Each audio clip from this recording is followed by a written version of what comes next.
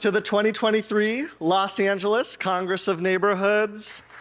Absolutely, we're back. We are back. Presented by LADWP, of course, our presenting sponsor. Thank you so much, LADWP. My name is Daniel Perez. I serve on the Del Rey, Central Hollywood, and Pico Union neighborhood councils.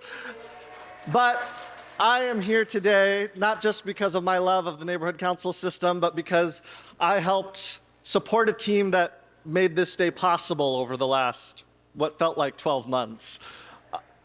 So if you have a good time today, it was all me. If not, talk to your NEA. I have the pleasure of introducing our MC for this morning's festivities. Today's Master of Ceremonies is a lifelong Angelino with a long history of service to the city, including experience with Recreation and Parks, Mayor Garcetti's office, and is currently a member of the Central Area Planning Committee. Oliver works as the Communications Director at the Los Angeles LGBT Center, overseeing internal and global messaging for an organization with nearly 800 employees that provides services for more LGBT people than any other organization in the world. We're very lucky to have him with us today. Please welcome Oliver Delgado.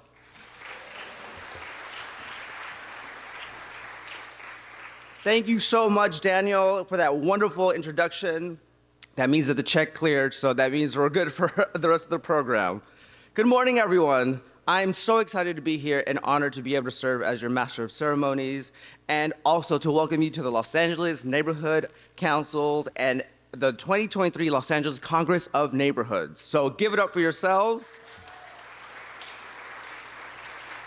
This could not be possible without the tremendous support of LADWP.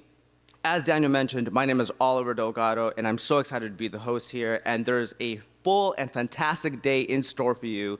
And before we get things started, and we introduce our first speaker, I'd love to be able to introduce our color guard, Pledge of Allegiance, and National Anthem.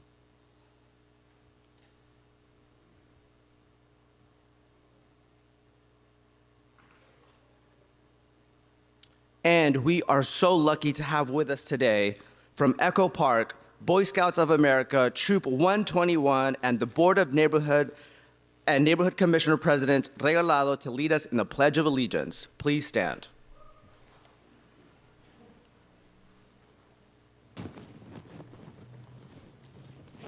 You all could please put your hand on your heart and let's begin. I pledge allegiance to the flag.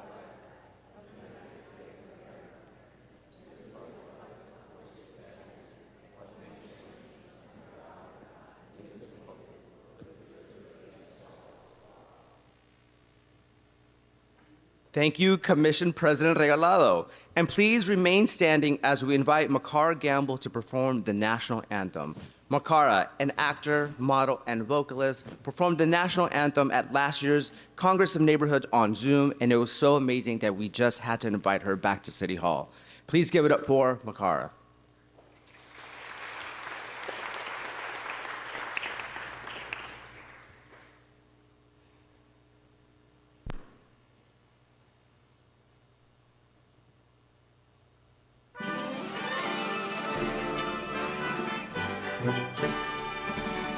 Oh, say, can you see by the dawn's early light what so proudly we hailed at the twilight's last gleaming, whose broad stripes and bright stars through the perilous fight o'er the ramparts we watched were so gallantly streaming, and the rockets sprang alert, the bombs bursting in air gave proof through the night that our flag was still St. John's, that star-spangled banner yet wave o'er the land of the free and the home of the brave.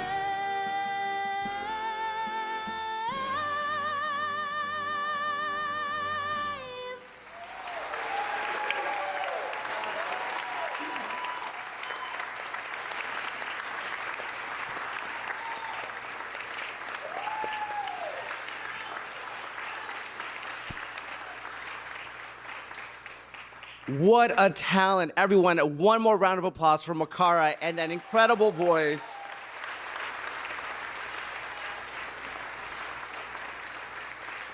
You may take your seats now.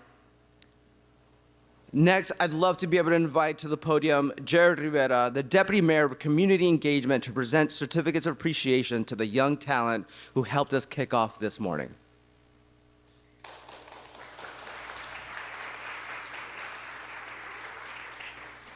Good morning, everyone. And I want to, first of all, on behalf of the mayor and the entire mayor family, we want to say congratulations on this great event. As you know, Mayor Bass believes fundamentally that the only way that we're going to change the city is by everyday Angelenos getting involved and getting engaged. And there's no better example of that in the city of Los Angeles than the neighborhood council system. So thank you all for all of your work. So I have two certificates that we are proud to pass off on behalf of the mayor. The first one is to Makara Gamble. And can we give, this is number 3, but she deserves it. What an amazing rendition that was. So come on up.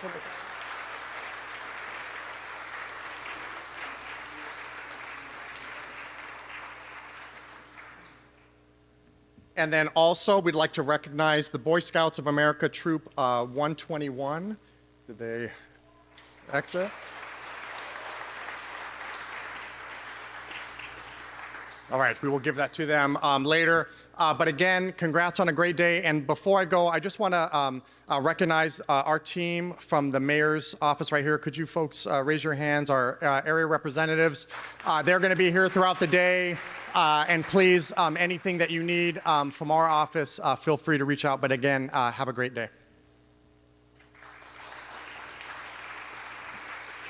Thank you so much, Deputy Mayor Rivera. And as our first housekeeping item, all attendees today must keep their event badge as provided at the front and lanyard throughout the day so security knows that you've checked in. As you imagine, security is of utmost importance and we want to make sure that everyone is safe.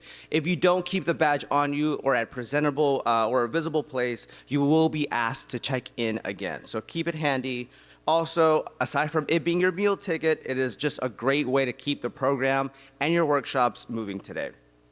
Up next, it's one of probably our most important and time-honored traditions of the Congress of Neighborhoods. And it is time that we pay homage to the neighborhood council leaders we've lost since our last Congress. The names you see on the screen have had a profound impact on not just their friends and loved ones, but also their communities, serving as you all do to make our city a better place. For those listed and for those names who were not submitted, but we will still dear hold in our hearts, we will now take a moment of silence to honor their legacy.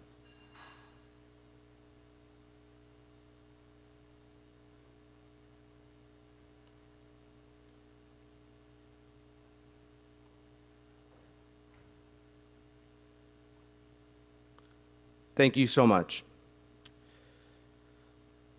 The next housekeeping note, because we are back in person, we are so happy so many of you folks are joining us today or making their first trip to City Hall. Please note that we are limited by fire code by how many folks can fit in each workshop room. Once a workshop room has reached capacity, staff will close the doors. And they would place an at capacity sign at the door. So we recommend that for each session, having first and second choice for each session is a must just in case things fill up quickly. There are lots of amazing topics today, and you can trust that you'll find something of interest, and we have plenty of options for you all. Up next, we have a very special message for our attendees from none other than our glorious mayor, Karen Bass. Hello, I'm Mayor Karen Bass.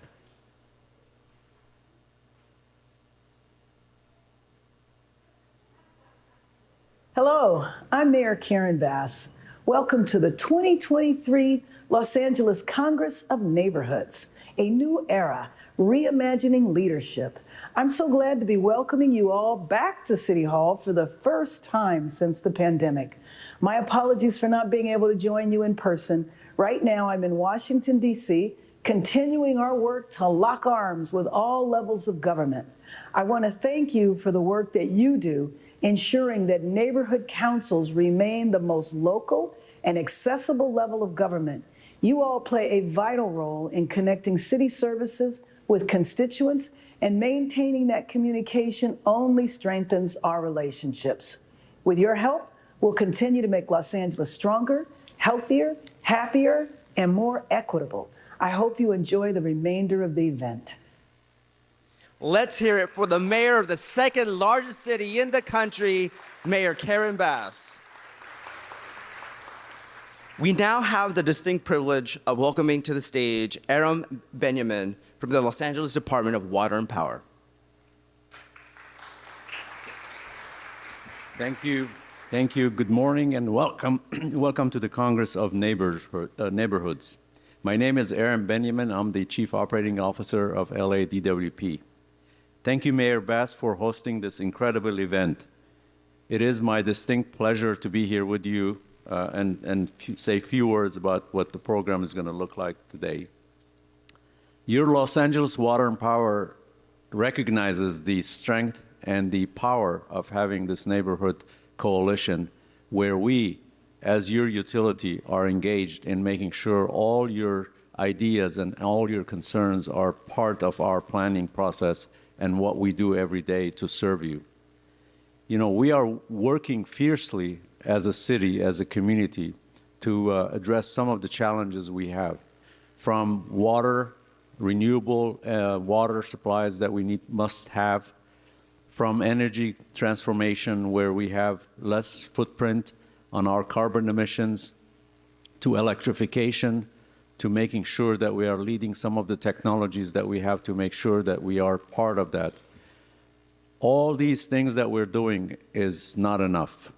You are the heart of the city. You are the ones who are going to drive these programs, and you're going to help the city move forward. In my heart, I know LA not only can solve these problems, but we can also lead the nation in some of these issues that we will resolve. And as was mentioned by our mayor, we want to do it in a fair, equitable way to make sure that none of the parts of the cities are left behind. Today, we have several programs that will be beneficial to you. One of the series that we have is LADWP, Make the Most of LADWP programs. I encourage you all to be part of those programs and ask a lot of questions. We have a staff on hand to answer your questions and make the best out of your time here. But if you have need to know more about any of the topics, staff are more than happy to support you and make sure that you're getting the information that you need. This is the time to ask questions about the programs to support, affordability of how we pay the bills, how we're doing the transition to renewable energy and renewable water, how efficiency can be part of our program.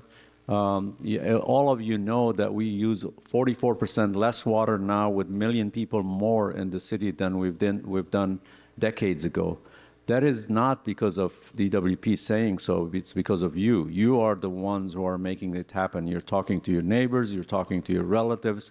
You are being part of the solution, and we want to continue that partnership. This is the heart of how we're going to make this.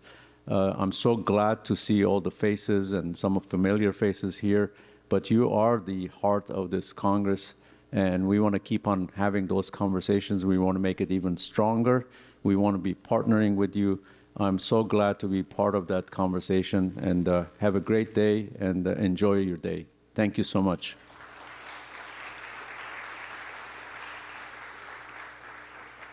Thank you, Aram and DWP, for literally keeping the lights on here. We could not be more grateful for the opportunity to keep producing this event every single year, and especially to all of our sponsors, because without them, none of this would be possible. It costs over $60,000 to produce this event, and we want to make sure that we acknowledge LADWP, the Emergency Management Department of LA, especially the sanitation and environment, and especially our neighborhood council sponsors, because at the end of the day, the Congress of Neighborhoods is an event by neighborhood councils for neighborhood councils. Also, it is important that we recognize the folks who have been planning this event since January to make sure that it flawlessly became a thing today. From the speakers to the workshops, the meals, to the volunteers, and the security. Every single detail and every single person has made sure they contribute a labor by the planning committee so that y'all can have a great time today, and more so, a meaningful experience. If you see any folks today that are running around, probably a little busy, make sure you stop and thank them for their tireless work to make sure that today went off without a hitch.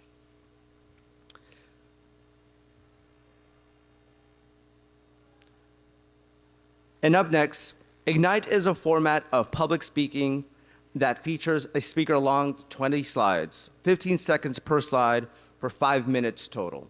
I think we're cueing something on the screens.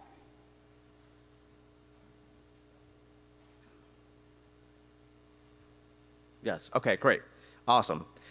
And the next piece is we are featuring 2 neighborhood council leaders to present Ignite speeches during this morning's opening session. The first up is the president of the Downtown LA Los Angeles Neighborhood Council, Claudia Oliveira. Please give it up for Claudia before we invite our second speaker. Thank you so much.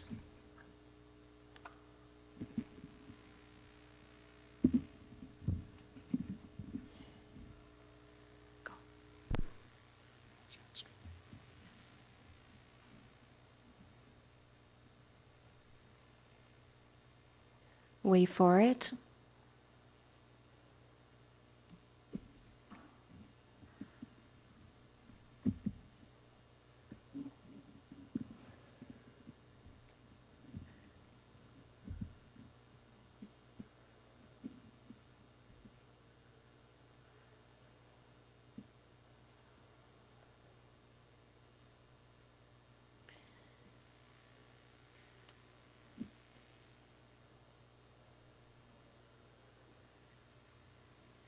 So I spent about the last 4 weeks putting these slides together for you, and it's going to be a first time for me doing an Ignite presentation. So as soon as we're ready to go, I hope you guys really enjoy it. So whenever we're ready.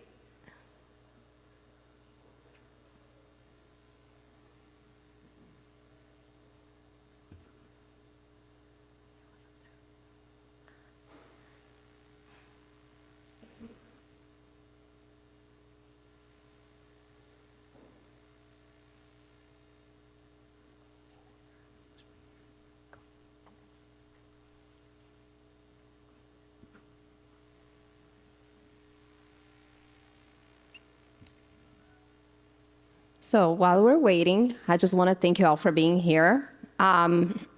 We've never exceeded 400 RSVPs. Today we had over 800. And so that goes to show how far we've gotten, right? I remember being here on my first Congress of Neighborhoods, and just remember taking that photo with all of you. Some of you have been serving for decades.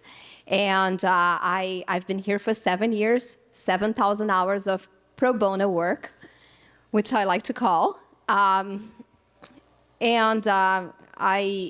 put this together to recognize us for the efforts and the sacrifices that we've all have put aside for the betterment of our neighborhoods.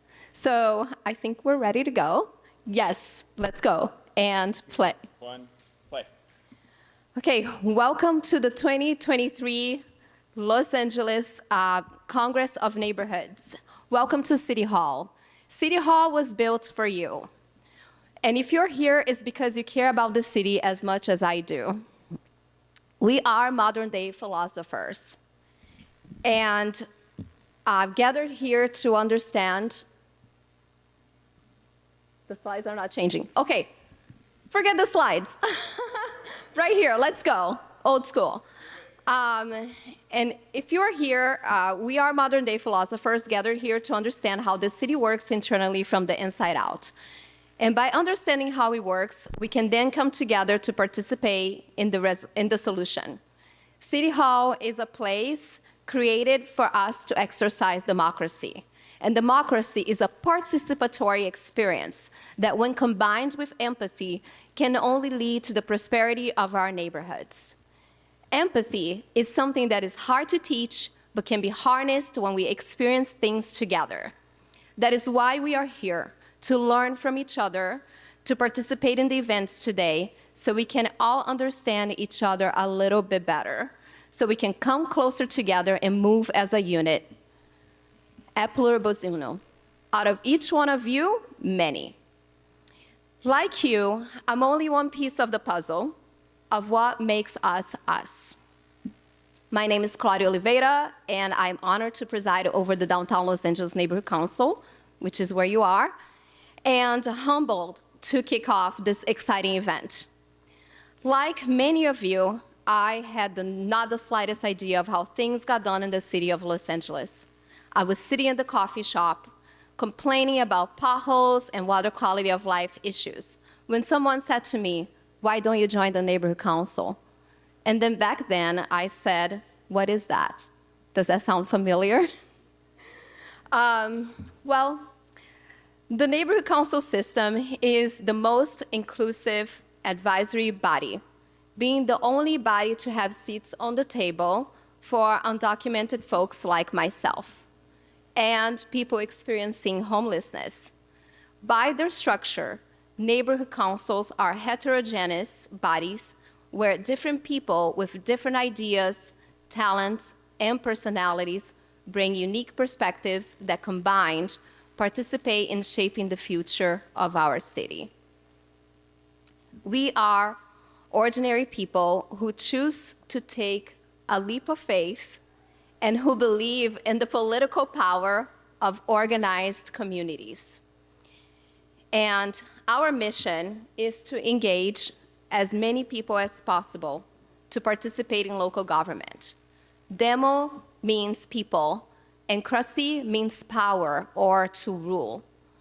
And democracy means power to the people, right? And the people empowered is the department that rules the neighborhood council, right? So we are ordinary people with extraordinary potential, like others before us who paved the way, like City Attorney Heidi Feldstein Soto, who served in the Pico Neighborhood Council, and Assembly Member Miguel Santiago, who helped found and preside over the Canoga Park Neighborhood Council. You are here to tap into that untapped potential. You are the future leaders of LA. And I want to recognize those who already are here serving in the neighborhood council system, doing pro bono work as elected officials within this system. By recognizing what we bring to the table, we are recognizing the efforts we are putting on and the sacrifices we are making for the betterment of our neighborhoods. I want you to make the most of this extraordinary day. I want you to step out of your comfort zones and talk to each other, ask questions. I want you to take notes, record, and I want you to share your experience with each other. And I want to welcome you to the most inclusive and participatory event of the year. So welcome to the Los Angeles Congress of Neighborhoods. Thank you.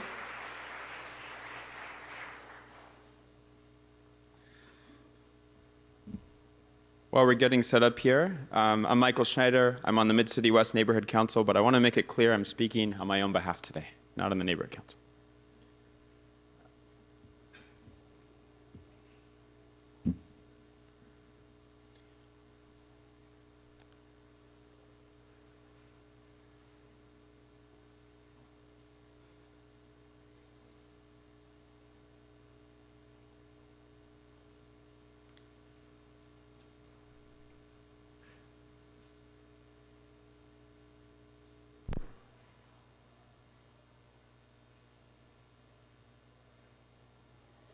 Okay, 3, 2, 1, play.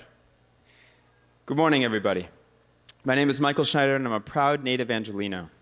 I'm showing you this pretty douchey picture of me boasting about a new car I had just picked up in Europe 17 years ago to show you how into cars and car culture I was for most of my life. I was so into driving everywhere, living life like Los Angeles intended, that I would drive to the supermarket, which was only about half a mile from my house, and upon arriving would complain that LA's biggest problem, of course, is that we don't have enough parking spaces. I was a tech entrepreneur, and my companies got hit hard by the aftermath of the Great Recession. Out of financial necessity, I had to trade my expensive BMW for my grandfather's classic Mercedes, which looked beautiful, but was in the shop more than it worked. And at some point, I got fed up.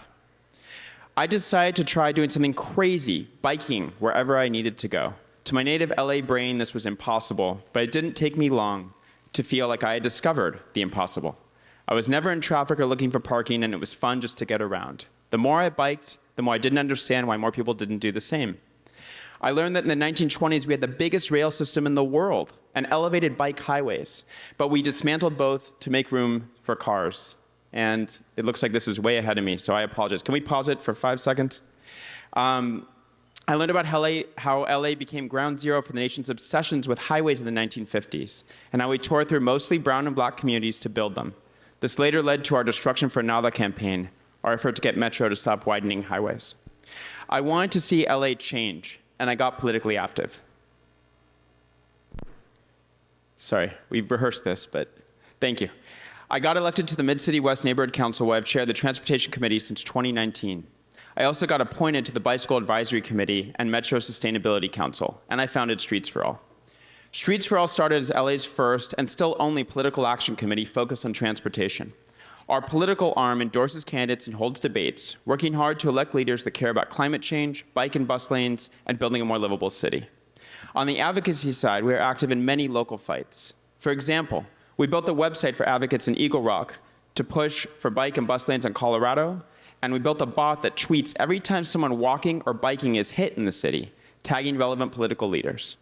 Our first major campaign was Venice Boulevard for All, our effort to get the city to follow its own mobility plan, with protected bike lanes and bus lanes on Venice from the beach to downtown LA.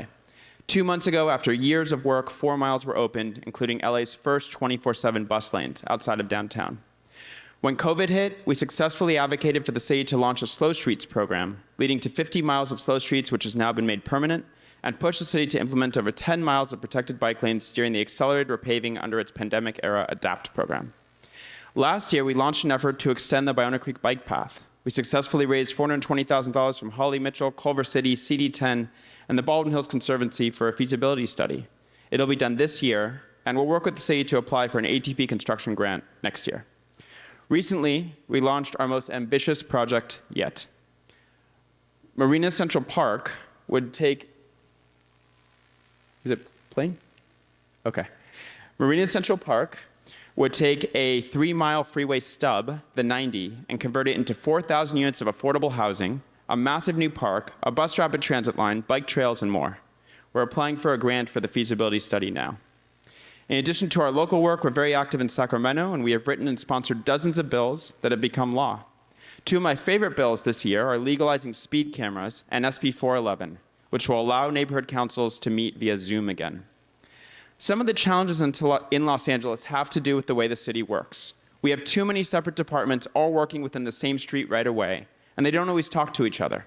We also have individual councilmember prerogative on citywide plans and an underfunded LADOT. But I am hopeful that the new crop of leaders, led by a new mayor who is hiring excellent people in the transportation space, including LADOT's new incoming general manager, can lead to restructuring departments and improving efficiency. We need bold leadership to create change quickly.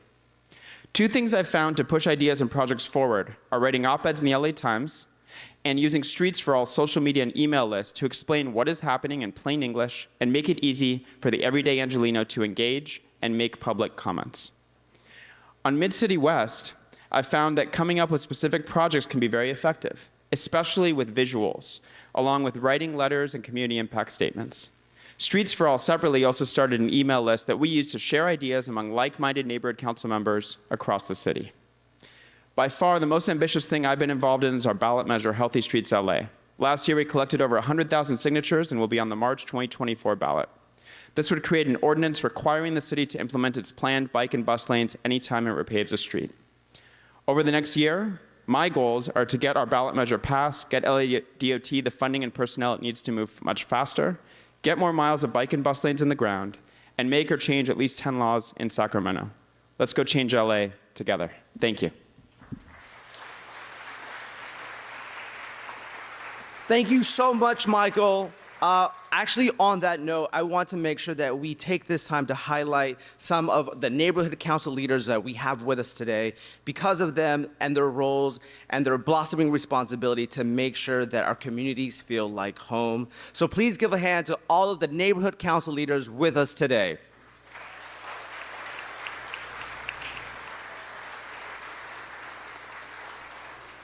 Up next, we have Vanessa Serrano, who is the Interim General Manager of the Department of Neighborhood Empowerment. They support the agency's 99 neighborhood council system. The department also provides essential support each year to give the Congress Planning Committee the ability to do what it does. And so we're especially grateful to be able to welcome none other than Vanessa Serrano.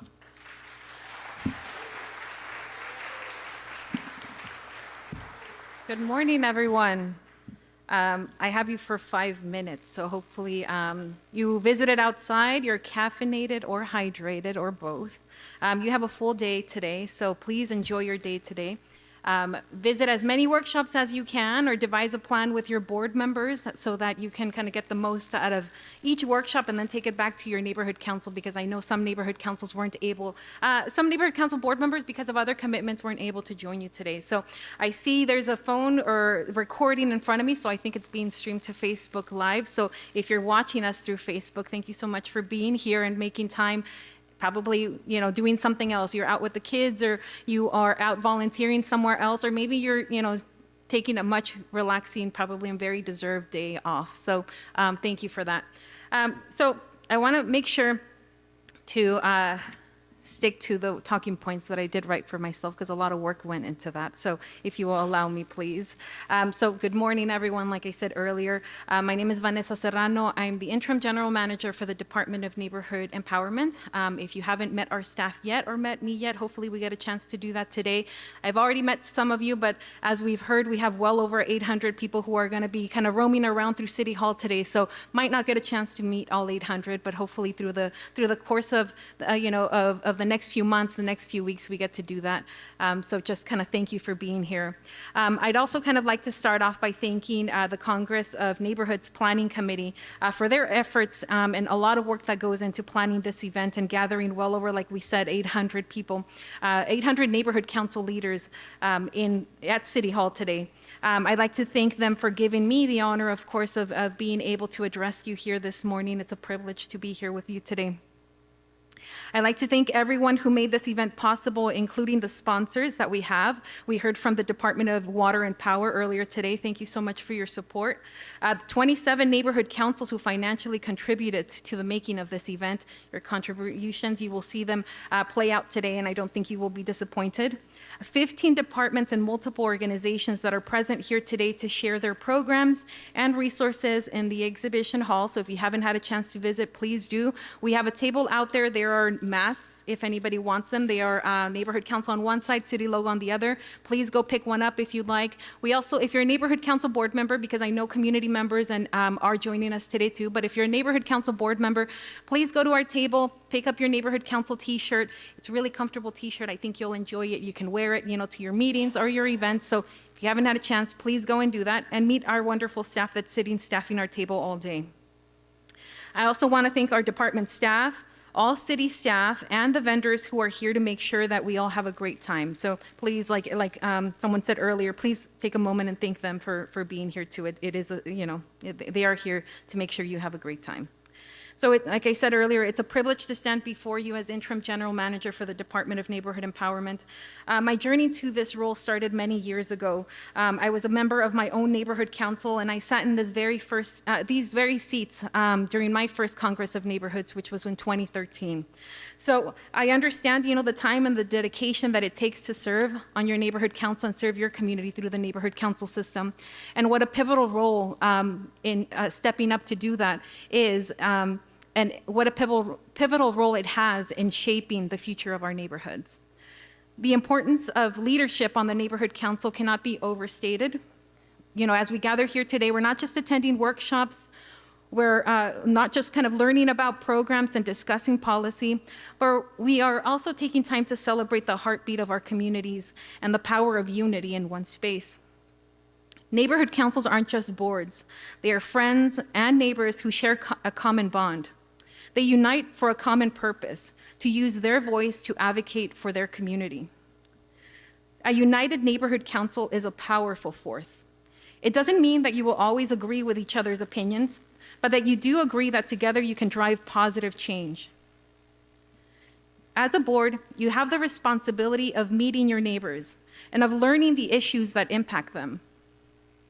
You also have a responsibility to understand your role as their representative and to know about the tools that are made available to you so that you can address local concerns, foster respect, and a sense of community at your meetings. Don't forget that. Your role as a neighborhood council leader asks you to be a bridge between the community and government, listening and advocating for the changes and improvements that your community needs. Your role is vital. Don't forget that. By engaging your stakeholders, fostering healthy dialogue, and encouraging participation, you empower your community. You have a role of ensuring that everyone's voice, not just your own, is welcomed, is heard, and is valued, because a diverse community is a strong community. So our department is here to support you.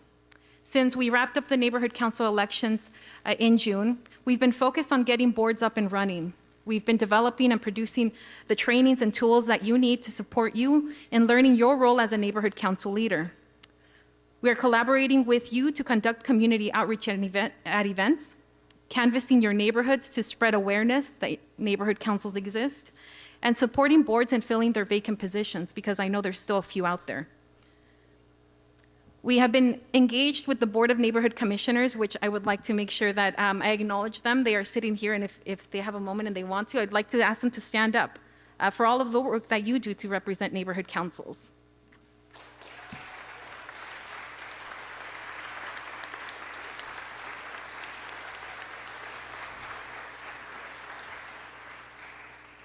Thank you.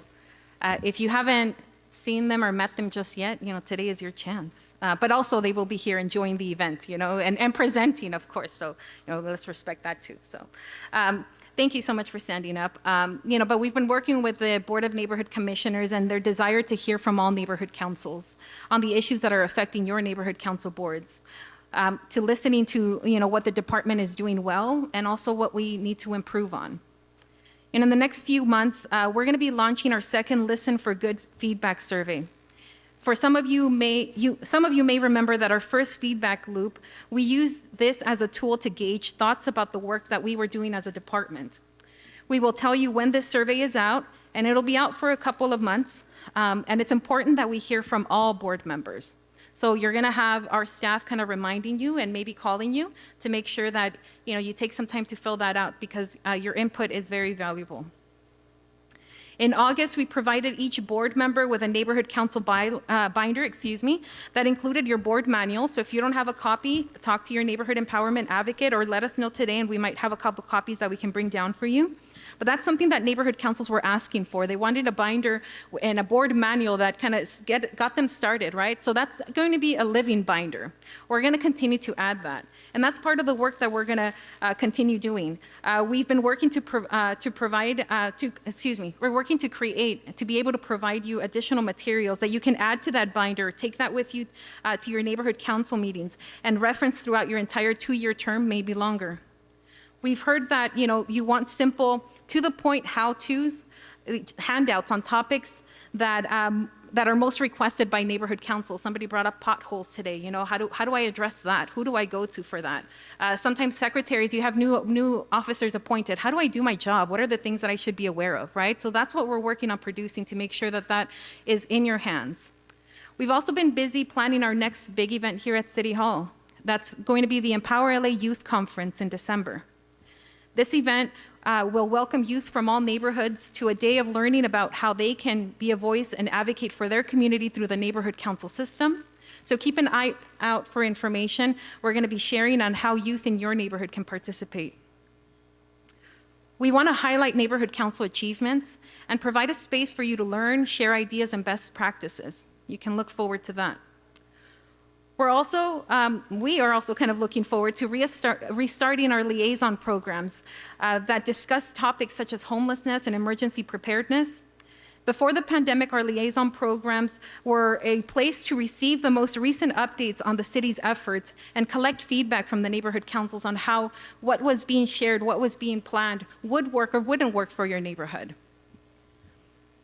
We are working to identify new and innovative ways we can offer programming, like information sessions to help you learn about other city departments and the programs they offer communities. This is all in our effort to make sure that you're equipped with the information you need to have effective discussions at your meetings and to make government more accessible for your community. We also look forward to continuing to provide workshops on one of the most important tools available to neighborhood councils. Somebody mentioned it earlier today, and I'm glad that they did. That's community impact statements. Our goal is to make sure that all neighborhood councils know their role in the legislative process and that all neighborhood councils feel empowered to use this tool in their advocacy. We want to make sure everyone has all the knowledge that we can provide so that they feel comfortable using it. So there's a lot to look forward to in the next few months, and we'll make sure that you're receiving that information at your neighborhood council meetings, through our newsletters, our monthly profiles, which we'll be revisiting too, because we've heard that, they're kind of too long, right? So we want to get the information in your hand, so we might ask you a little bit more for your feedback on how you'd like to receive that information, because it's a lot of good information that should be in your hands. So how do we get that to you? So now, I think I went over a little bit of my time. So to go ahead and close, I'd like to express my gratitude for your unwavering commitment to your neighborhood and to our city. Your dedication and tireless efforts are what make our community stronger, vibrant, and resilient. So we want to continue to work together, united in our purpose, and continue being the driving force behind the positive change that we would like to see in our neighborhoods. So thank you so much, and I hope you all have a great time today. If you see me, say hi. If not, I'll say hi to you first, but it's nice to be with you all too. Thank you. Thank you so much, General Manager Serrano. And I'm sure everyone appreciates the role the department plays as a resource for our neighborhood councils in serving our communities. Before I have the distinct pleasure of getting to our keynote speaker, our headliner, if you will, we just have 3 housekeeping items, just as an FYI. And that's number 1, the breakfast station right outside on the forecourt on Spring Street will remain open throughout the day. Whether you'd like to stop by for snacks or coffee, feel free to refill as you like until lunchtime or as supplies last. Additionally, number 2 is throughout the day, if you have a question or you have any concerns or you may have lost something, the check-in area where you received your badge will serve as the help desk and lost and found for the rest of the day. So feel free to check in for any thoughts, questions, or concerns. And lastly, folks have been asking if the workshops today are being recorded and if they will be available to view after this event. The short answer is yes. So especially the sessions taking place in council chambers and in the public works room, they will be live streamed and video recorded and available within 10 to 14 business days. All other sessions, including the ones on the 10th floor, will be audio recorded. You will get an email letting you know when these items and these files are now available for public viewing. Now, I have the distinct pleasure of welcoming an incredibly impressive woman, someone that I've been looking up to for a very long time, and that's Fesia Davenport. If you don't know Fesia, she is the CEO of the Los Angeles County, running a $44 billion infrastructure, having been appointed in 2021. Among her responsibilities of a $44 billion budget is coordinating the implementation of key priorities of our incredible Board of Supervisors. It is an honor, a privilege to introduce someone who's with us here today. Please welcome Kezia Davenport. Thank you, Oliver. Thank you. Good morning. Good morning. Listen, we are here on Saturday morning. It is not raining outside. We are blessed to be alive. We are among the living. We survived a pandemic, a recession, a hurricane. Good morning. Yes. Yes. So as Oliver mentioned, my name is Kezia Davenport. My hair is different from that picture, so I got to get my picture updated. But I am most certainly delighted to be with you all here today at the 2023 convening of the Los Angeles Congress of Neighborhoods. Before I get started, my parents always taught me to be thankful and humble and acknowledge people. I want to thank Mayor Bass for bringing us back. I want to thank my 5 bosses for allowing me to do what I do every day. My 5 bosses are Supervisor Hilda Solis, Supervisor Holly Mitchell, Supervisor Lindsay Horvath, Supervisor Janice Hahn, and Supervisor Catherine Barger. I understand, as Mayor Bass said on the video, that this is the first in-person gathering since 2020. We've survived a lot, y'all. So just, in case you've been living under a rock, we have made it through, right? And the question is, what is the path going forward, right? How do we get from where we've been to where we need to go? So it is indeed an honor to be in Los Angeles City Hall. I want to thank Wendy here, who's sitting quietly on the first bench. She saw me walking around kind of looking lost, and she said, that must be Kezia. So thank you for making sure that I got into these wonderful chambers in a timely fashion. So I want to talk a little bit today about something that I think is on everyone's mind, maybe many folks. I'm going to talk a little bit about homelessness. And I thought it apropos to talk about homelessness, not just because it is the humanitarian crisis, one of the most fundamental issues that is confronting us today here in the city and in all of the other 87 cities and the 120 unincorporated areas in the county of Los Angeles. But I also wanted to talk about homelessness because we have some new energy here, right? Let's just acknowledge that Mayor Bass has changed the game.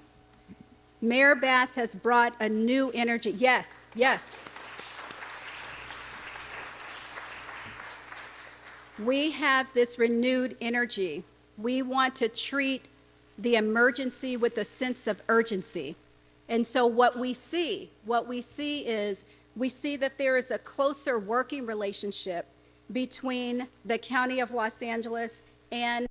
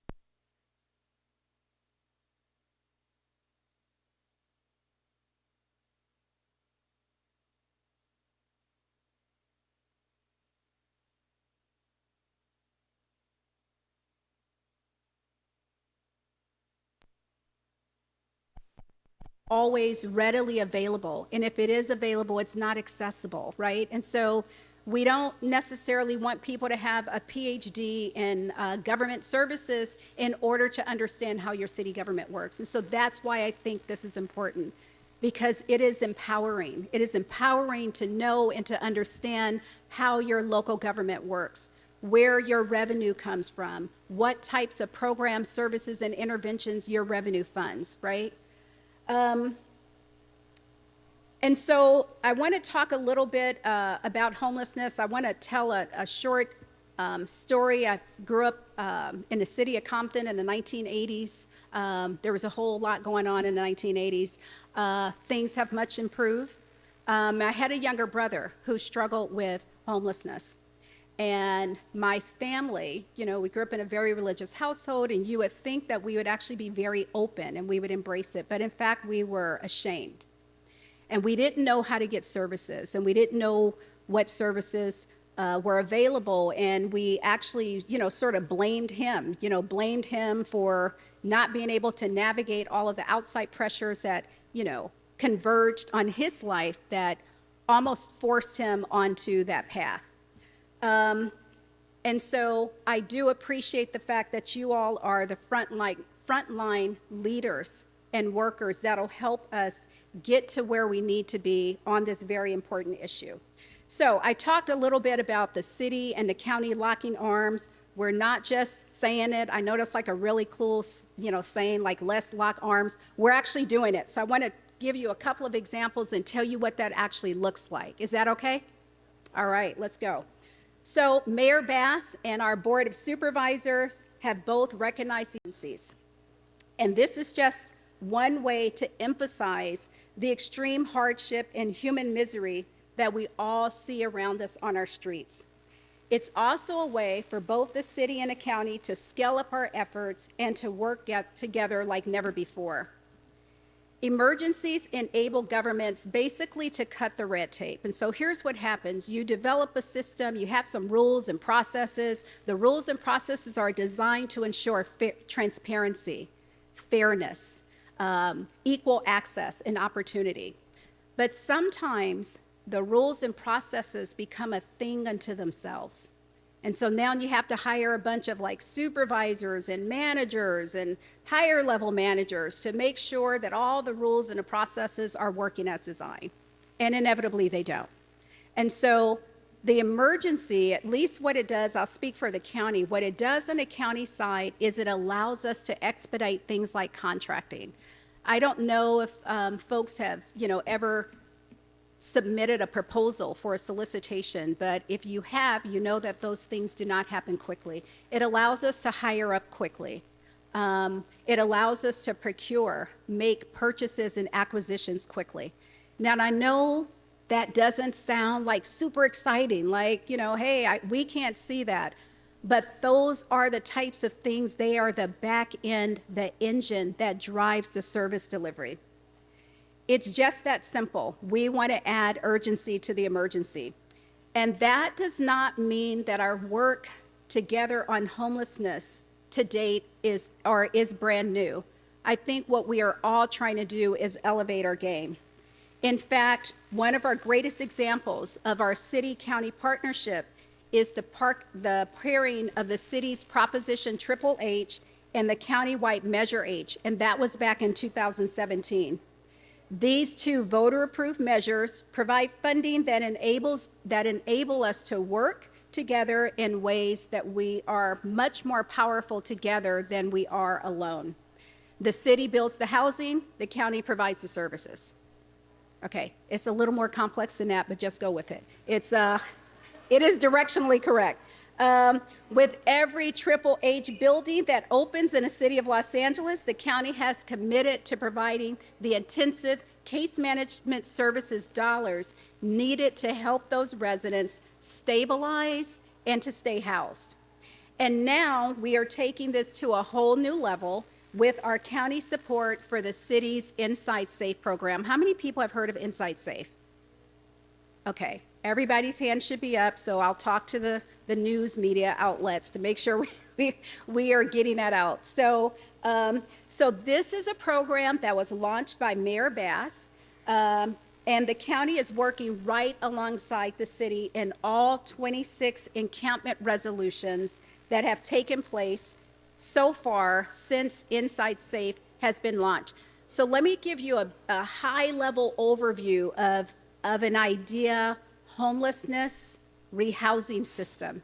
You have folks that are living on the street, unsheltered homeless.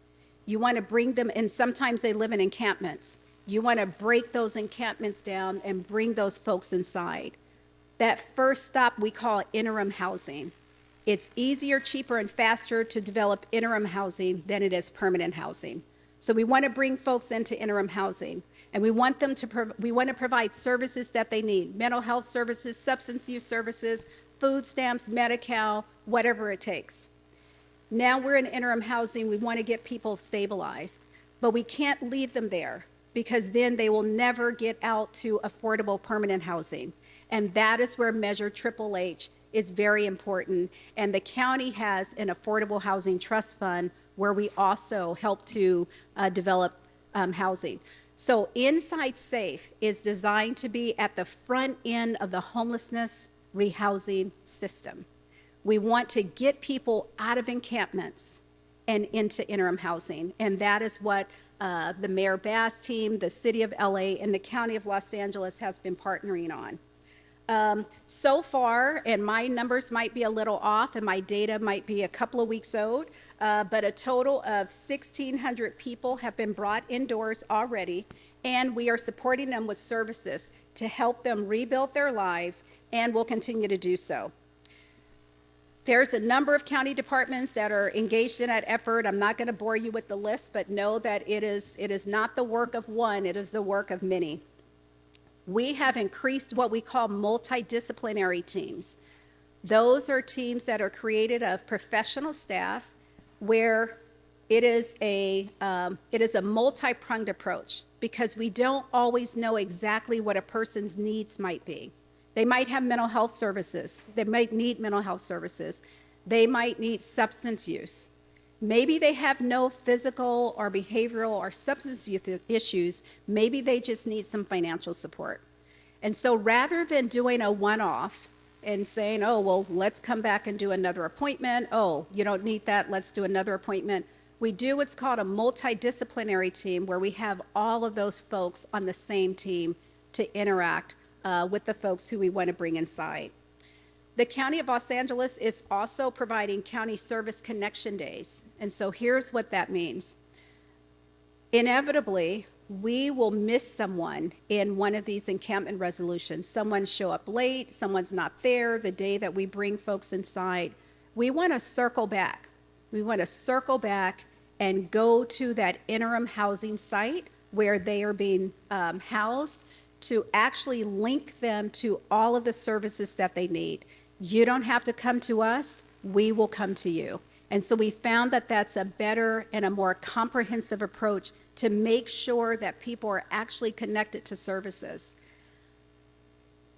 You know, sometimes you want to receive a service from, a local government, and, the application might be a little long, right? It might actually be daunting.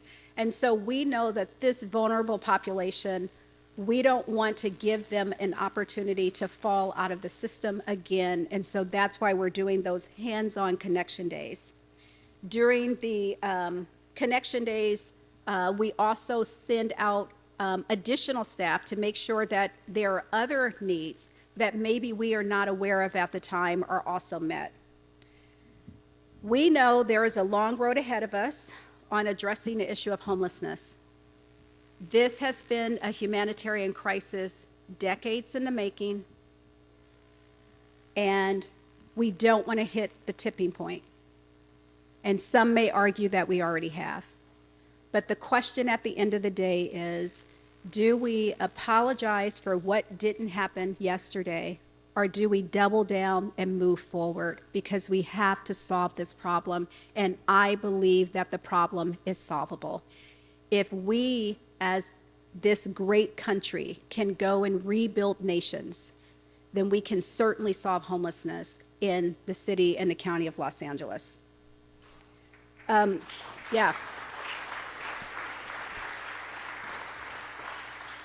Okay, so I was going to also share with you all these other inspiring numbers and stats, but I think I'm running out of time. And so I am going to end my time here today. I want to just end by saying you are the they that we are waiting on and that we have been waiting on. It is the informed citizenry in partnership with the leaders that they have elect that drive change. And it is very important. Again, it's the modern day, kind of real life manifestation of that Schoolhouse Rock video that I grew up watching. And so I thank you for your service and for your sacrifice, and invite you, as Mayor Bass always says, to lock arms and double down on the work around homelessness. Thank you.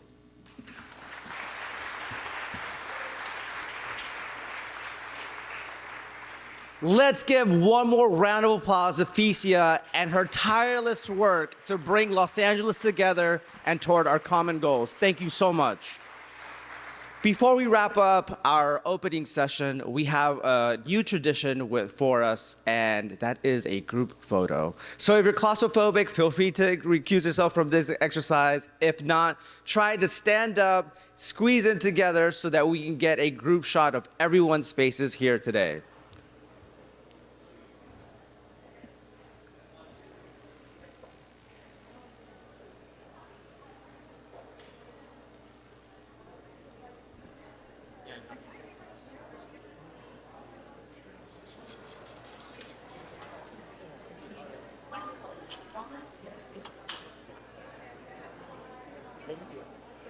It's okay, I'm gonna choose one for the photo.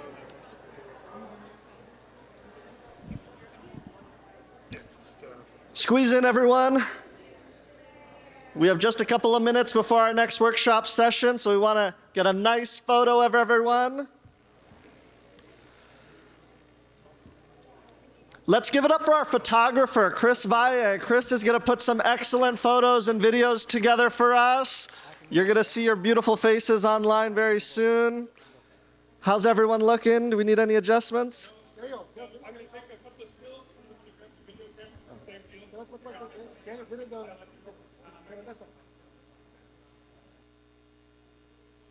So we'll hold for a couple of stills, and then we'll reset for video cameras.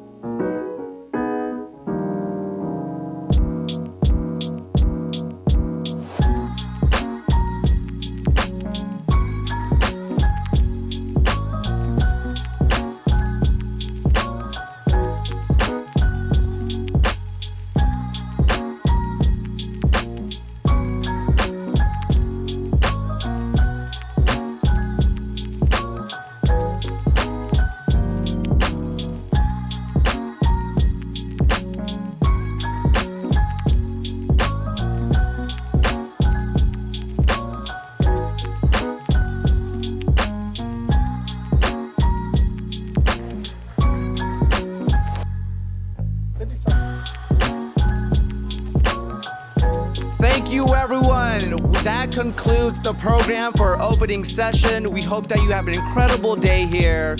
Feel free to double check the benches that you left nothing behind. And I am so thankful for having me here today. Thank you so much.